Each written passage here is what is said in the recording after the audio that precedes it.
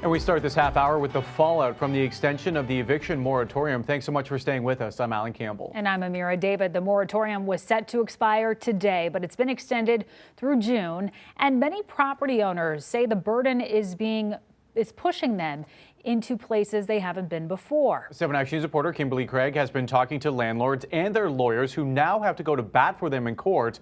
So, Kim, what are their concerns? I want to make it clear to people that this moratorium is not just a free pass on rent, and they say no one should wait until the last minute to see if they qualify for rental assistance.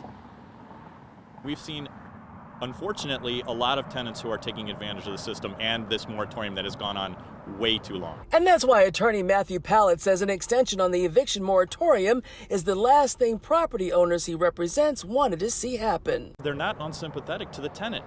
We're all dealing with this pandemic.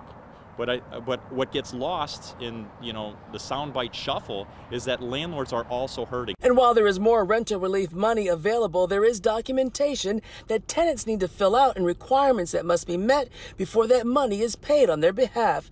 Joe McGuire is with the Detroit Justice Center. Don't think that because you hear about this moratorium getting extended that you don't have to worry about it and you don't have to do anything. If your landlord files an eviction case against you and it goes to court and you don't show up or you don't fall under one of the eligibility categories for the moratorium, you may still get evicted. We feel like the burden's just been really pushed heavily to landlords across the country. Aaron Lewis manages a group of properties, and he also heads up the board for the Detroit Metropolitan Apartment Association. We have a lot of smaller landlords that we represent from the DMAA standpoint that, have really struggled through this, that they've still had to pay their bank notes and their employees and, everything else that comes alongside of it. Attorney PHILLIP NEUMAN represents a number of property owners. The problem that we have with the eviction moratorium, though, is that it upsets the balance between the landlord and the tenant. If there's an eviction moratorium in place, the tenant has absolutely no incentive to work with the landlord. They simply will stay in that apartment home essentially for free until the eviction moratorium is over, and then they'll leave.